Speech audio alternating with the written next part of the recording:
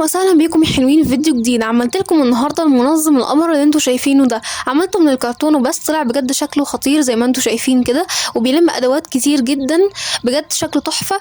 تابعوا معايا الفيديو للاخر وشوفوا ازاي عملته بالتفصيل.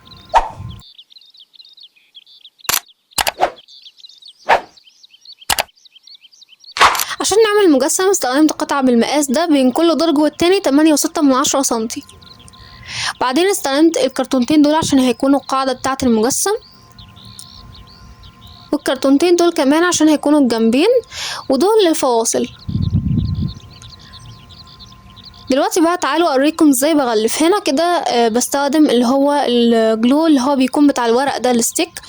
بدأت كده ان انا اغلف بالطريقه اللي انتوا شايفينها دي، بدوس على الورق كويس جدا. طبعا ممكن تستخدموا اي حاجه مشابهه للجلو الستيك ده، تكون خفيفة وبتخلي شكل التغليف في الآخر يطلع نظيف، ما يكونش فيه حتة مثلا مش ملزوقة كويس أو كده. أنا الصراحة بحب استخدمه جدا في التغليف، يعني أكتر من الشمع بكتير. بدأت كده إن أنا أغلف بالطريقة اللي انتوا شايفينها دي كده، وهو ده شكلها. غلفت باقي الأجزاء بنفس الطريقة بالظبط.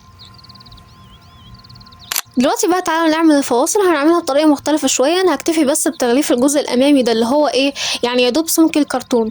عملته برضو بالجلو ده بالطريقه دي كده، وقصيت الزيادات بحيث ان السمك ده يكون مخفي، وعملت القطعه التانية بنفس الطريقه.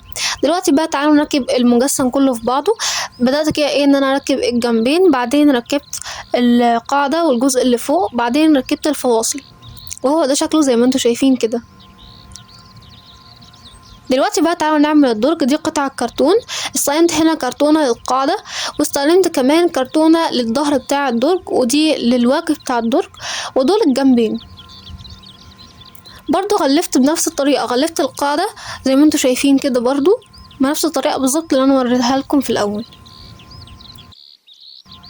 وطبعا احنا مش هنقص الزيادات دي، احنا بنمتيها لجوه برضو بالجلو ده علشان يكون التغليف شكله حلو ونضيف، وهو ده شكلها اهو.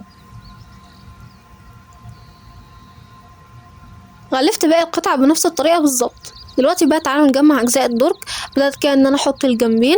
طبعا انا في كل المقاسات عامله حسابي على سماكه الكرتون لانها بتفرق جدا، وهو ده شكله. دلوقتي بقى تعالوا نعمل المقبض مع بعض. طبعا انتوا تقدروا تستخدموا اي حاجه عشان تعملوا بيها المقبض. ممكن تستخدموا الخرز، ممكن تستخدموا صلصال الفوم، او حتى الكرتون زي ما انا عملت كده بالظبط. رسمت كده شكل قلب على ورق التغليف اللي انا غلفت بيه المجسم، بعدين حطيته على قطعه كرتونه، وبعدين عملت له كده زي اطار من الكرتون، عملته بالشمع، وهغطي الحواف دي بورق ذهبي. حسبته على الدرج وزينته كده بفصوص، طلع شكله كيوت قوي في الاخر. عملت دركين كمان بنفس الطريقه بالظبط. دلوقتي بقى احطهم جوه المجسم زي ما انتوا شايفين. اتفرجوا بقى على جمال وحلاوه الشكل النهائي. حرفيا شكله تحفه زي ما انتوا شايفين كده، كانه خشب فعلا، مش هتعرفوا تفرقوا عن الخشب. شكله تحفه قوي وبيلم بقى ادوات كتير جدا، وده الصراحه اكتر منظم انا استمتعت وانا بعمله، بالرغم انه خد معايا شويه وقت، لكن بجد النتيجه تستحق التعب. بيلم ادوات كتير زي ما انتوا شايفين كده، وتقدروا بس تستخدموه للمكتب، تستخدموه للتسريحه، هتحتاجوه جدا كمان في الدراسه. لو انتم محتاجين منظمات اعملوا المنظم ده، بجد شكله تحفه، ويعني عملي جدا فوق ما انتم متخيلين.